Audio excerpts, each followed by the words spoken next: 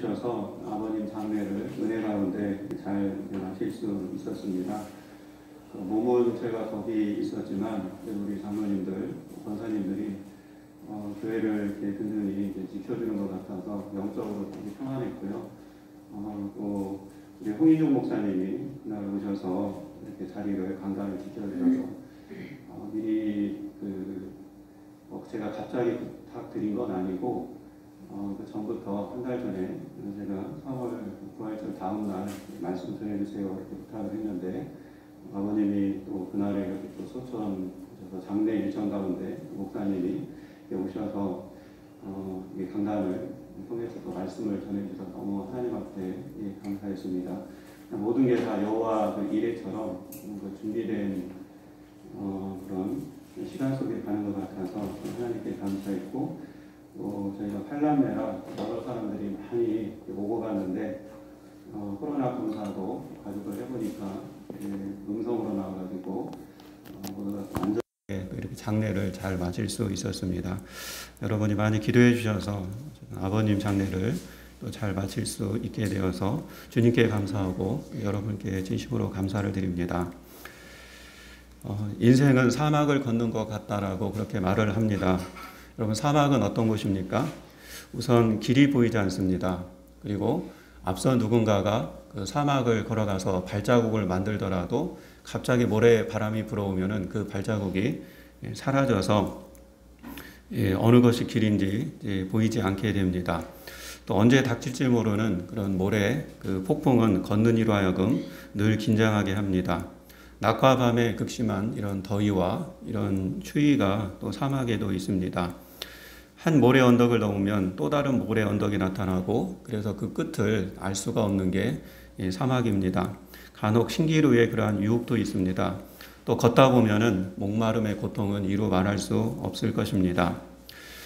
그런데 놀라운 건 사막이 이러한데도 사람들은 그 사막을 계속 걷는다는 겁니다. 오히려 사막 걷기를 도전하는 사람도 있습니다. 아니 더 나아가서 아예 사막을 떠나지 않고 거기에서 사는 사람들도 있다는 겁니다. 그들은 왜 이럴 수 있을까요? 그것은 사막은 샘을 품고 있기 때문에 그렇습니다. 우리가 오아시스라고 하죠. 오아시스가 샘에 있다는 것을 알기 때문에 그들은 이렇게 걸을 수가 있는 것입니다.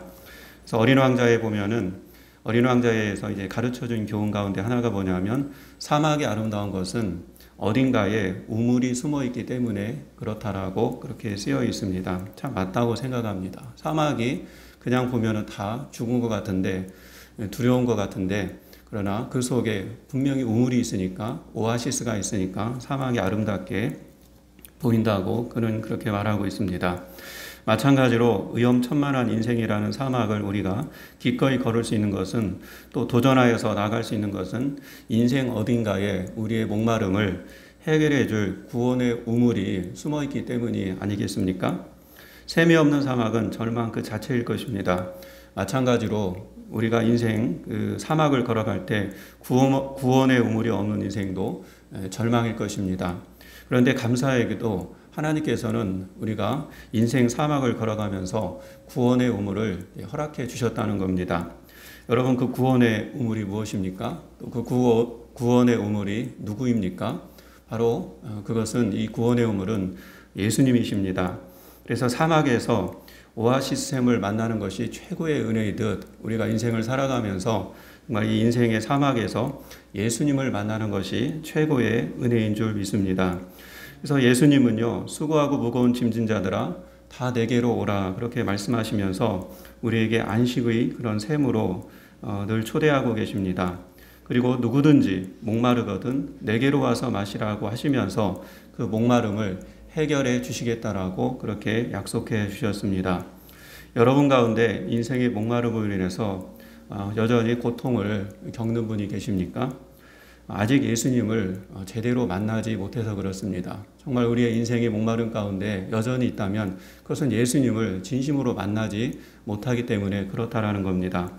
아니면 교회 다니고 또 신앙생활을 해도 신기루와 같은 그런 예수님을 여전히 우리가 보고 있지 않는가. 그럴 때 우리는 늘 우리의 인생에 이제 목마름으로 오는 것입니다. 성경의 모든 인물의 인생을 한번 생각해 봤습니다. 성경의 모든 인물의 인생을 두 때로 그렇게 나눠 본다면은 바로 예수님을 만나기 전과 예수님을 만난 후로 그렇게 나눌 수 있을 것 같습니다. 그래서 바울의 고백처럼 누구든지 그리스도 안에 있으면 새로운 피조물이라 이전 것은 지나갔으니 보라 새 것이 되었도다 라고 하면서 우리의 인생은요 옛사람과 이 새 사람으로 또 이전 것과 이렇게 새 것으로 나눌 수 있다는 겁니다. 그러니까 예수님을 만나기 전과 만난 후의 삶이 분명히 다르다라고 그렇게 말씀합니다. 예수님께서는 말씀하십니다. 너희 모든 목마른 자들아 물로 나오라. 여기서 물이라는 것은 예수님이시죠. 자기한테 나오라고 얘기했습니다. 이 주님의 크고 넓은 그런 사랑의 초청에 우리는 응해야 합니다. 그래서 주님 앞에 나가야 됩니다. 오늘 이사야도 인생 가운데 인생 사막을 걸어갔을 때 그가 힘들었을 때 하나님을 만나고 그가 이 구원의 우물을 만났을 때 어떠한 삶을 살게 되었는지를 보여주는 게 바로 오늘 본문의 그런 말씀이라고 할 수가 있습니다. 인생 사막에서 어떤 구원의 우물이 약속되어 있는가, 또 이사야가 만난 그 구원의 우물은 무엇이었는가, 저와 여러분에게도 오늘도 동일하게 우리가 이 땅에서 인생 사막을 걸어가게 되는데 이 구원의 우물이 이사야를 통해서 우리에게 주시는 것이 무엇인가 한번 오늘 살펴보면 첫째는 오늘 본문에 보니까 진노 대신에 안위를 주신다는 것입니다. 1절 말씀에 보니까요. 이제는 주의 진노가 돌아섰고 또 주께서 나를 안위하시오니 내가 주께 감사하겠나이다. 그렇게 말씀하고 있습니다. 하나님을 몰랐을 때는 늘 진노만 있는 줄 알았는데 정말 하나님을 만나고 보니까 하나님을 알게 되니까 나를 이렇게 안위하시네. 이 안위라는 것은 평강과 이제 의로란 거죠. 이제 진노 대신에 나에게 평강을 주고 의로를 주는 그 하나님을 지금 이사야가 만나고 있다는 것입니다. 이 구절의 역사적인 배경은요, 이스라엘을 침략했던 그 이사야 시대에 있었던 일인데, 아수르가 이스라엘을 침략했습니다. 그런데 아수르가 갑자기 다 퇴각을 합니다. 그래서 하나님이 구원이 그 이스라엘 백성들에게 임한 그런 상황을 생각하면서 이 말씀을 이렇게 쓰고 있는 겁니다. 열왕기하 19장에 있는 말씀인데 더 궁극적으로 나가면 주의 백성이 하나님 앞에 이렇게 범죄하고 하나님의 진노를 촉발했음에도 불구하고 오히려 하나님은 그들을 용서하고 또 위로해 주시는 이 주의 구원을 감사하는 노래라고 할 수가 있습니다. 여러분 인생에 이 거친 돌이 왜 있습니까? 인생에 부딪히는 그런 돌이 왜 옵니까? 또 인생의 씀이 왜 우리에게 이렇게 일어납니까? 성경은 그것을 죄 때문이라고 그렇게 분명히 말씀하고 있습니다. 모든 사람이 죄를 범하였음에 하나님의 영광에 이르지 못하더니 이렇게 죄만 놓고 보면 우리는 하나님의 진노를 피할 자가 없다는 겁니다. 이스라엘 백성도 그랬습니다. 죄만 놓고 보면 아수르를 보내서 자기들을 쳐도 할 말이 아무것도 없습니다. 그런데 갑자기 이 하나님의 그러한 진노가 이제 사라진 겁니다. 그게 바로 오늘 1절의 그런 말씀입니다. 바울은 그래서 우리가 본질상 진노의 자녀다 그렇게 말했습니다. 근데 이 본질상 진노의 자녀인 우리가 하나님의 사랑에 입어서 예수 그리스도의 이러한 대속의 죽음으로 우리가 이렇게 의로의 자녀가 되었고 구원의 자녀가 되었고 이런 긍휼의 자녀가 되었다라고 이제 말씀하고 있는 겁니다. 그래서 주님께 나오는 자는 더 이상 거친 돌과 이런 부딪히는 인생이 아니라 이런 안의 평안과 또 위로의 인생을 얻게 된다는 것입니다. 여러분은 사시면서 인생 사막에서 주님으로 인해서 평안과 위로의 이러한 오아시스를 지금 만나고 계십니까? 아니면은 아직도 이런 진노의 이런 두려움에 살고 있습니까? 여러분 주님은 분명히 우리에게 말씀하셨습니다. 평안을 너에게 끼치노니 곧 나의 평안을 너에게 주노라. 내가 너에게 주는 것은 세상에 주는 것과 같지 아니하리라 라고 그렇게 말씀합니다. 미국의 존경받는 전 대통령이자 침례교 신자인 지미 카터의 이야기를 여러분이 또 잘 알고 있을 겁니다. 그는 한때 간암에 걸렸습니다. 그리고 암세포가 전이되어서 또 수술이 이제 불가피한 상황에 있었습니다.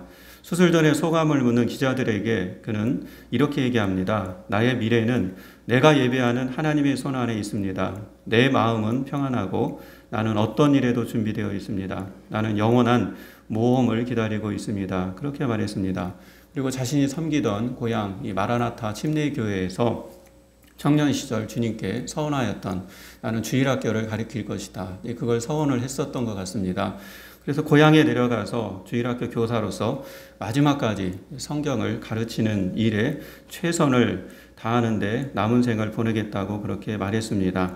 그는 자신이 맡은 주일학교 학생들에게 매주 성경을 그렇게 가르쳤습니다.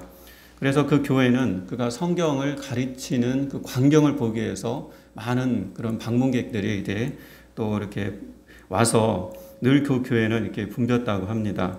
그런데 그 후에 그의 암 치료가 성공적으로 또 끝나서 암에서 깨끗하게 해방됐다는 그런 소식이 들려왔습니다. 정말 못 고칠 줄 알았는데 기적 같은 소식이 들려와서 그는 살아나게 되었고 또 이 소식을 들은 많은 사람들에게 큰 기쁨을 안겨주었습니다. 이렇게 하나님은 때로는 우리 인생에 거친 돌과 이런 부딪히는 돌과 같은 또 진노의 인생을 주시기도 하시지만 그러나 반드시 또 위로와 또 치유의 셈도 준비하고 계시다는 것을 우리는 꼭 기억해야 할 것입니다. 제가 늘 기억하는 본문 중에 하나가 이스라엘 백성이 정말 광야를 걷다가 출애굽을 건너고 광야를 걷게 되는데 마라를 만나게 됩니다. 저도 성지순례 한번 가본 적이 있었는데 그냥 주변이 다 씁니다. 짠 게 아니라 씁니다. 그래서 나뭇잎을 먹어봐도 쓰고 다 쓰더라고요. 그래서 이스라엘 백성들이 만일에 광야를 걸었을 때 마라의 쓴물을 만나서 거기에서 멈췄다면은 곧 이제 나아가 사막길을 그래서 걷지 않았다면은 곧 있을 그러한 물샘 열둘과 종려나무 70그루가 있는 엘림에 도달할 수 없게 되었을 거라는 겁니다. 그러나 모세를 중심으로 해서 이스라엘 백성들은 마라를 만났지만 마라의 쓴물을 만났지만 계속 광야의 길, 사막의 길을 걸어갔습니다. 그랬더니 하나님께서 예비하신 엘림에 도달했다는 겁니다. 물샘 열둘과 종려나무 70그루가 있는 그들에게 참 쉼이 있는 그곳에 그들은 이제 도달할 수가 있었던 것입니다.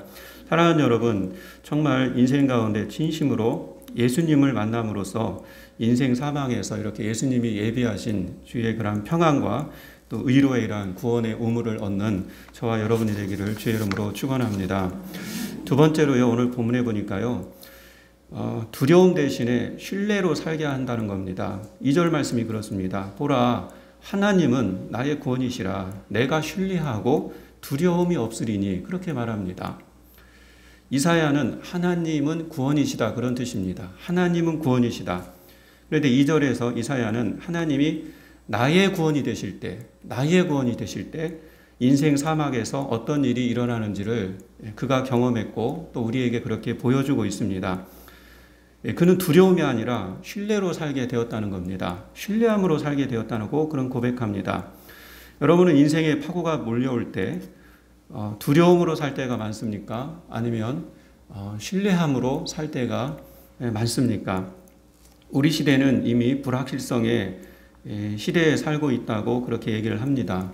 이 말을 주장한 사람이 1970년대에 주장했는데 여전히 이 말처럼 우리는 불확실성의 그러한 시대에 살고 있습니다. 그래서 우리는 다음 순간 어떤 일이 닥쳐올지 예측할 수 없기 때문에 늘 불안하고 이런 두려운 일상을 살아가게 됩니다. 불과 1년, 반년 전만 해도 코로나 바이러스로 인해서 우리의 일상이 이렇게 마스크 쓰는 그런 세상이 될 것이라고는 아무도 그렇게 예상하지 못했습니다. 더구나 코로나의 세상에 살고 있는 지금 이에 대한 백신도 또 치료제도 안전하지 못하다는 것과 또 변이 바이러스가 계속되는 그러한 출현은 우리의 삶을 더욱더 불안한 일상으로 지금 살아가게 하고 있습니다. 저는 지난 주간에 아버지의 죽음을 경험했습니다. 좀 아프셔가지고 병원에 가서 검진 받아야지 그 순간부터 그 시간부터 따지면 3주 만에 이게 모든 게 그냥 후다닥 일어난 그런 일입니다.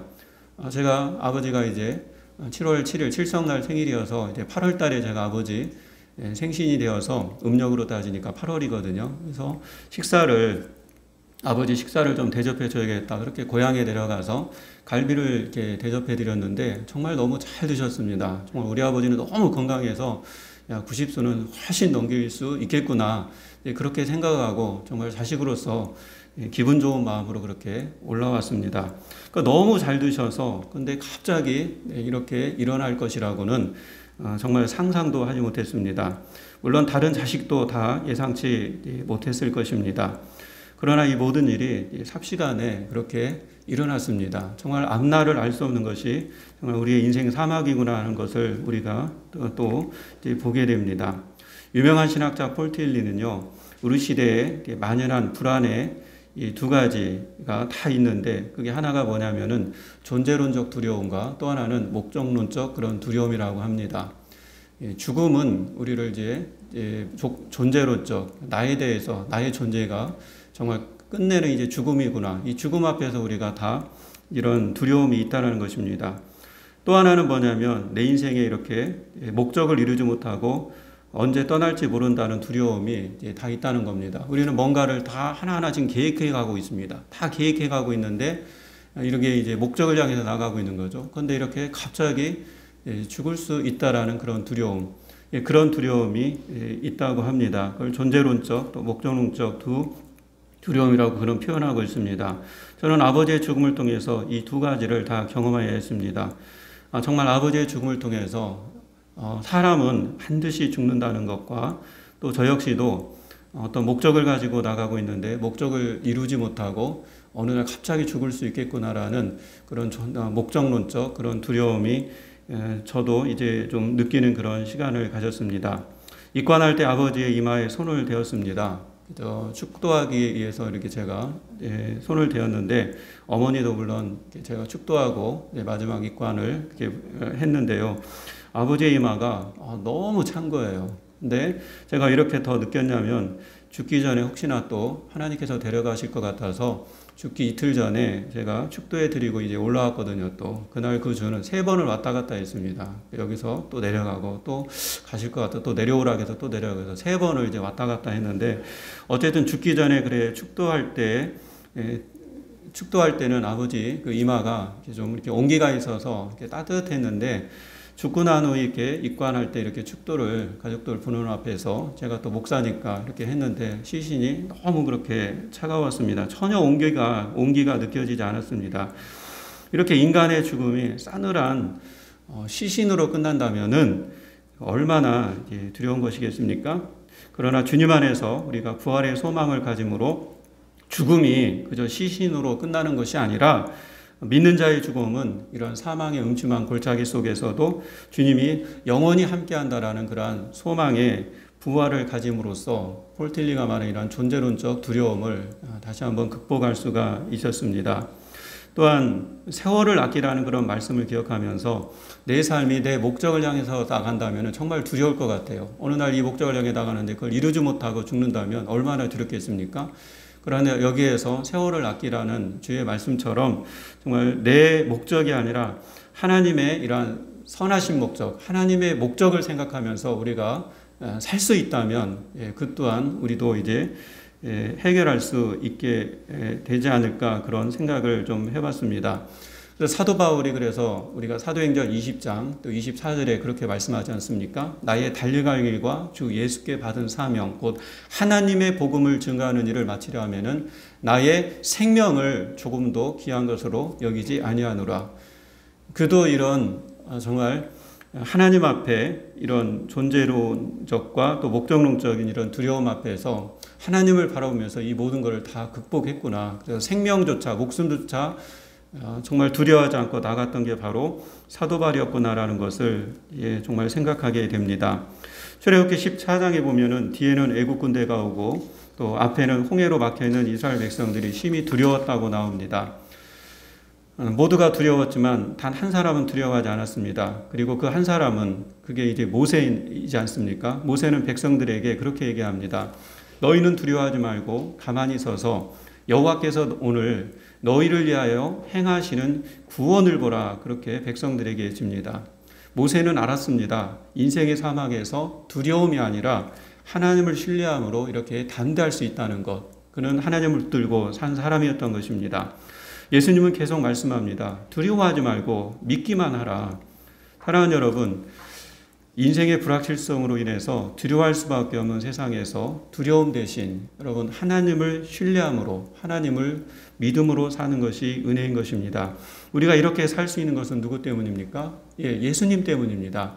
여러분 예수님을 진심으로 영접하고 우리 예수님을 진심으로 받아들이고 그분이 길이요 진리요 생명이고 부활이요 또 생명이심을 믿는 그런 믿음 안에 있다면은 우리는 이런 두려움 대신에 이런 하나님을 신뢰함으로 우리가 살아갈 수가 있다는 것입니다.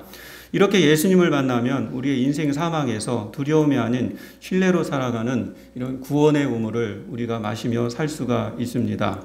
이사야는 이것을 알았습니다. 그래서 그에게 구원의 우물을 주신 주님을 향해서 뭐라고 얘기합니까? 2절에 주 여호와는 나의 힘이시며 나의 노래시며 나의 구원이시라 그렇게 고백하고 있습니다. 사랑하는 여러분, 두려움이 아니라 우리가 하나님을 신뢰함으로 우리 예수님을 신뢰함으로 사는 저와 여러분이 되기를 다시 한번 주의 이름으로 축원합니다. 세 번째로 오늘 보니까 3절에 보니까 목마름 대신에 인생의 사막에서 기쁨의 해가를 주신다라고 약속하고 있습니다. 그러므로 너희가 기쁨으로 구원의 우물들에서 물을 기르리로다. 3절은 요한복음 4장에 나오는 예수님과 사마리아 여인을 떠올리게 합니다. 예수님은 사마리아 여인에게 말씀하셨습니다.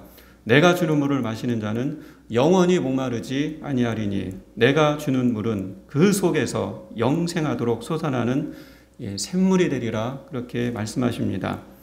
여러분 이게 복음이 아닙니까? 내 안에서 영생하도록 솟아나는 샘물. 이게 예수님을 만나면 이걸 체험해야 된다는 겁니다. 우리의 상황, 이 인생 사망 속에서 내가 예수님을 만난다면 여러분 안에 영생하도록 쏟아나는 샘물이 있어야 된다는 겁니다. 이게 예수님을 경험하는 겁니다. 이것이 지금 없다면 뭔가 문제가 있는 거죠, 우리 안에. 그래서 예수님의 이 말씀은 우리의 행복이 우리 밖에 있는 것이 아니라 내 안에서 영생하도록 쏟아나는 샘물이에요. 내 안에서. 그래서 우리의 행복이 우리 밖에 있는 것이 아니라 우리 안에 존재한다는 것을 가르쳐 주신 말씀입니다. 사마리아 여인은요, 행복을 밖에서 찾았기 때문에 5명의 그러한 남편을 두고도 행복하지 않았습니다. 6번째 그런 아내를 얻으면 행복할까 했는데 6번째 아내가 아니라 남편을 얻으면 행복할까 했는데 6번째 남편을 얻어도 그는 행복을 얻지 못했습니다. 왜요? 행복을 자꾸 밖에서 찾으니까 그는 행복하지 못했던 것입니다. 여러분 인간은요 주로요 행복을요 성이라든가 돈이라든가 이런 권력에서 찾는다고 합니다. 그렇지 않습니까? 그래서 더 멋진 이성을 계속 찾아다니고 더 많은 돈을 모으려고 하고 더 큰 권력을 손에 쥐려고 합니다. 이 셋을 여러분 찾고 모으고 쥘수록 나중에는 계속 더 달라 할 뿐 인간은 만족이 없다는 것이 우리의 인생의 결론입니다. 여러분 한번 이 세 것에 대해서 우리는 계속해서 뭔가 추구할 텐데 결론은 뭐냐면 이걸 계속 갖고 싶다는 겁니다. 만족이 없다는 겁니다. 여러분 압구정 아파트가 현대 아파트가요 80억에 올랐다고 합니다. 80억까지 정말 상상을 제가 어떻게 못하겠는데 80억 몇 평인지 모르겠는데 80억이라고 합니다. 그렇다고 그분들이 만족할까요? 어림도 없을 겁니다. 그분들은 그 아파트가요 100억이 될 때까지 또 기도하고 있을 거예요. 어떻게 보면 또 100억이 될 때까지. 근데 100억이 되면 또 만족할까요? 그렇지 않습니다. 더 오르라고 그들은 또 생각을 계속 그렇게 계속 거기에 이제 만족이 없는 거죠. 그들은요 진정한 오아시스는 계속 만족 없는 그런 사막을 걷고 있는 것입니다. 사마리아 여인도 바로 이와 같았습니다. 그런데 어느 날 이 사마리아 여인이 예수님을 만났습니다. 그렇게 이 셋 중에 이는 성이죠, 성. 그런데 그의 인생의 이 만족 없는 이 가람이요 단번에 해결되었습니다. 누굴 만남으로요? 예수님을 만남으로. 여러분 예수님을 만난다는 게 이런 겁니다. 밖에서 행복을 찾는 게 아니라 내 안에서 이 예수님 때문에 영생하도록 쏟아나는 이 샘물, 이것이 이제 이 사마리아 여인에게 이제 나옴으로써 이것이 해결되었던 것입니다. 이 여인은요 물동이를 버려두고요 동네로 들어가서 자신이 메시아를 만났다, 그리스도를 만났다, 내 안에 영생수를 준 그분을 만났다라고 막 소리치며 다녔습니다. 인생의 목마름을 해결해 줄 분을 만났다고 동네방네 이렇게 떠들면서 다녔습니다. 여인은요, 인생 사막 가운데 만난 이 오아시스, 이 자신이 경험한 이 구원의 은혜를 사람들에게 이렇게 전하였던 것입니다. 이사야도 바로 그렇습니다. 오늘 4절에 보니까 그 하나님을 진짜 만나고 보니까 이사야가 만난 하나님은요, 이사야 6장에 나옵니다. 그 하나님, 그 전까지는 제대로 하나님을 못 보았습니다. 하나님을 알았지만 그 하나님을 제대로 못 보았습니다. 근데 하나님을 이사야 6장에서 만나면서 그가 이제 새로워졌고, 이 4절에 그 고백이 또 나옵니다. 그의 이름을 부르며, 즉 하나님의 이름을 부르며 그의 행하심을 만국 중에 선포하며 그의 이름이 높다라고 그렇게 외쳐댔습니다. 사마리아 여인도 그렇게 외친 것처럼 이사야도 이렇게 외쳤다는 겁니다. 국내 기독교 유적지 중에 증도라는 섬이 있습니다. 먼저도 제가 한번 이분에 대해서 말씀드린 적이 있는 것 같은데, 증도는 인구의 90%가 그리스도인이고 또 섬 전체가 금연구역입니다. 유네스코가 또 지정할 정도로 아주 아름다운 섬입니다. 끝없이 펼쳐진 아름다운 갯벌과 또 짱통어가 있고 또 낙지와 개가 살아 숨쉬는 청정이 섬이라고 합니다. 게다가 우리나라에서 가장 아름다운 석양을 볼 수 있는 곳이고 또 고품질의 소금이 나와서 천사의 섬으로 불리기도 한다고 합니다. 1970년대에는 송나라 때, 원나라 때 무역선들이 이렇게 오고 가다가 거기 이제 파손되어서 거기에 빠졌겠죠. 이제 침몰했는데 거기서 보물이 나왔다고 합니다. 그래서 이 증도를 보물섬이라고 또 그렇게 불리기도 한다고 합니다.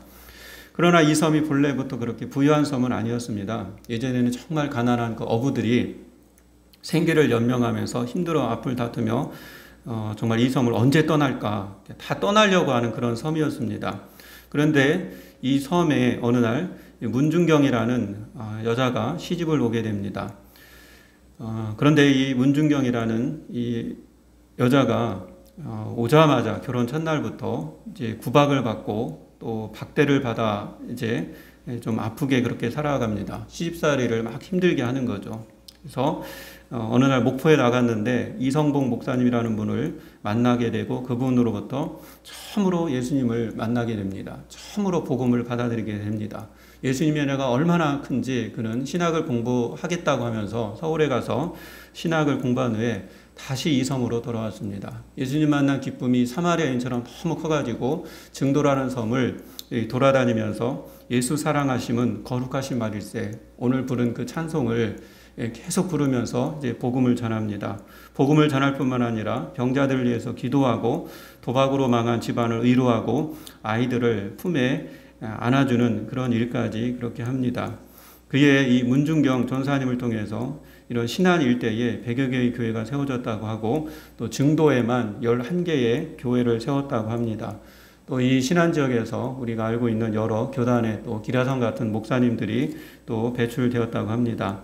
이 가난한 섬은 점차 부의 섬으로 바뀌어갔고 오늘날 이 섬의 이런 중심도로가 문중경로라고 할 정도로 전사님은 이곳에 정말 예수님 만난 그 기쁨을 전하였습니다.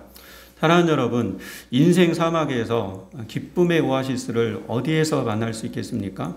사마리아 여인도 문중경 전사님도 이사야도 우리 예수님과의 그러한 만남에서였습니다. 예수님은 인생의 그러한 목마름을 해결해 주시는 그러한 기쁨의 그러한 샘물이셨던 것입니다. 여러분은 어떻습니까? 저는 어떻습니까? 이번 아버님의 장례를 치르면서 아버님의 죽음이요 정말 그의 소원대로 고통 없이 이렇게 편안하게 가셨습니다. 저희 아버님은 70에 이렇게 예수님을 영접하고 지난 이제 20여 년간 그렇게 예수님을 섬기다가 가셨습니다.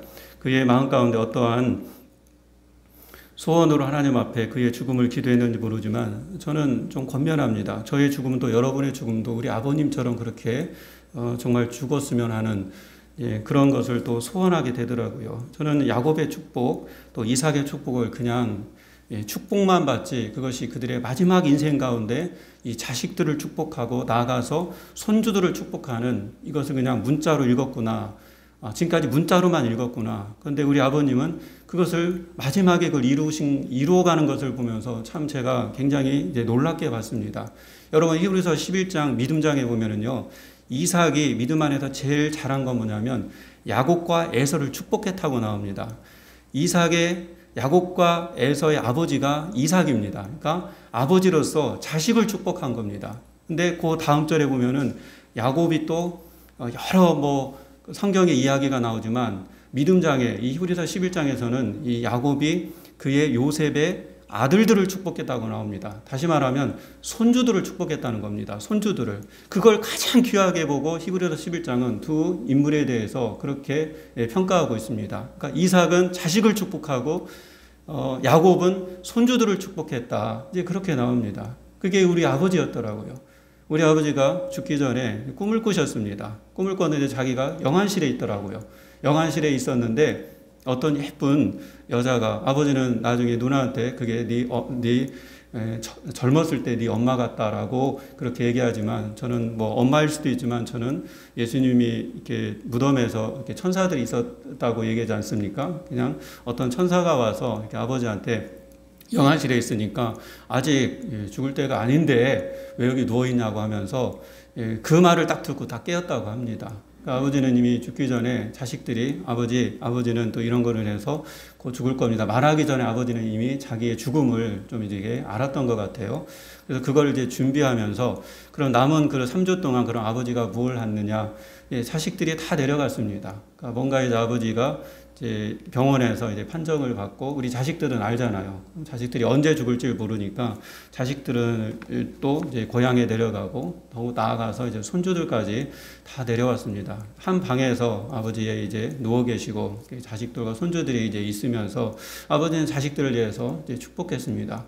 아버지가 이삭을 알든지 모르든지 아버지는 성경대로 그렇게 자식을 축복한 겁니다. 나가서 손주들도 거기 있었는데 손주들도 한 분 한 명 그렇게 축복하면서 마지막 모습을 그렇게 가셨습니다. 그래서 참 평생 잊혀지지 않을 그런 장면은, 아버지께서 정말 힘도 없으시면서 이 손을 최대한 올리시면서 이게 손가락을 어느 지점을 가리켰습니다. 그것이 한 손주가 아마 할아버지가 어떤 그 입었던 옷을 가리키는 것 같다, 잠바를 가리키는 것 같다 하면서 그 잠바 속에 뭐가 있었냐면 지갑이 있었습니다. 그래서 지갑을 맞다고 하면서 그걸 이제 가져오게 하면서 우리 손주들에게 10,000원짜리 한 장씩을, 용돈을 되게 마지막 가기 전에 주고 싶었던 모양입니다. 그래서 용돈을 거기서 꺼내가지고 거기에 앉은 다 손주들한테 한 사람 한 사람 이렇게 용돈을 그렇게 주시면서 이후에 아버지께서 이제 소천을 하셨습니다. 하나의 그런 행동이지만 참 인생의 마지막 죽음이, 성경은 정말 살아있는 말씀이구나. 왜 이런 이삭의 이야기와 또 야곱의 이야기, 이 믿음장에서 이런 이야기가 써 있는가. 우리는 죽을 때 그냥 하나님 앞에서 고통 없이 편안하게 가게 해주십시오, 그렇게 기도 다 하지 않습니까? 근데 그걸 넘어서서 더 복된 죽음은 이렇게 이삭과 야곱처럼, 또 아버지가 그렇게 이루신 것처럼 정말 자손들을 위해서 이렇게 자식들과 손주들을 축복하면서 이렇게 죽는 것이 더 복된 죽음이구나라는 것을 눈으로 이렇게 경험한, 눈으로 배운 그런 시간을 이제 가졌습니다. 우리 사랑하는 예수님을 우리 아버님도 만나셨고, 지금은 그 약속대로 예수님께서 예비하신 그런 장막집에 거하신 줄 믿습니다. 저와 여러분 정말 부활과 이런 생명의 그런 소망을 가지고 우리가 살아가는데, 우리가 인생 가운데 이렇게 예수님을 만났다는 것이 얼마나 이제 좋은지, 얼마나 정말 기쁜 일인지, 사마리아 여인도, 이런 문중경 전사님도, 또 수많은 믿음의 선진들이 그런 삶을 살았음을 이제 보게 됩니다. 말씀을 정리해 보면 어린 왕자의 교훈을 한번 더 떠올려 봅니다. 여러분, 사막이 아름다운 건 어딘가 우물이 있기 때문에 정말 아름답다고 했습니다. 인생의 사막에서 만난 예수님, 이 예수님은요, 우리 인생의 구원의 우물이십니다. 그 우물에서 우리는 인생의 목마름을 해결할 수 있습니다. 반드시 해결할 수 있습니다. 그것이 죽음이라도 여러분, 예수님을 만나면 그 구원의 우물, 예수님 때문에 우리가 해결할 수 있다는 겁니다. 사막은 아직도요, 모래 폭풍과 견디기 힘든 추위와 더위가 계속됩니다. 앞으로 미세먼지, 이런 황사, 여러 가지가 이렇게 온다 할지라도 여러분, 그럼에도 불구하고 이 사막은 여전히 걸을만 하고 또 계속 도전하면서 나아갈 수 있는 곳이라고 할 수 있는 이유는 무엇입니까? 바로 우리에게 구원의 우물이신 예수님께서 우리와 함께 하시기 때문에 그렇다라고 말씀하고 있습니다. 이를 믿는 저와 여러분이 되어야 될 것입니다. 나를 위해 죽으시고 나를 위해 부활하신 예수님, 그분이 오늘도 내일도 또 인생 사막을 걷는 우리에게 분명히 오아시스가 되어주셔서 마침내 이런 사막의 여정을 잘 마칠 수 있도록 끝까지 저와 여러분을 인도해 주실 것입니다. 예수님을 만나면 참 평안과 위로를 주실 것입니다. 예수님을 만나면은 이러한 두려움이 아니라 우리가 신뢰의 삶으로 나아가게 해 주실 것입니다. 예수님을 만나면 이렇게 목마른 가운데도 반드시 예수님은 기쁨의 해가를 우리에게 주신다라고 약속하고 계십니다. 그래서 이사야는 내가 주께 감사하겠나이다 라고 진정한 감사를 드릴 수 있었습니다. 여러분, 우리도 우리의 인생 사막을 끝까지 인도하시는 그 예수님을 바라보면서 이사야처럼 날마다 내가 주님께, 내 하나님께 정말 감사합니다라고 그런 고백 가운데 나아가는 저와 여러분이 되기를 주의 이름으로 축원합니다. 하나님 아버지 감사를 드립니다. 오늘도 이사야 12장의 말씀을 통해서 저희들에게 귀한 말씀 주심에 참 감사를 드리고 우리는 예수님이 있어서 행복합니다. 하나님 아버지 정말 우리의 삶의 밖에서 우리의 행복을 찾는 것이 아니라 내 안에서 솟아나는 그 예수님 때문에 우리의 삶이 늘 든든하고 그분과 함께 살아감이 더욱더 정말 또 주님이 주시는 그러한 기쁨 가운데 사는 우리의 모든 삶이 될 수 있도록 날마다 인도하여 주시옵소서. 예수님의 이름으로 기도합나이다. 아멘.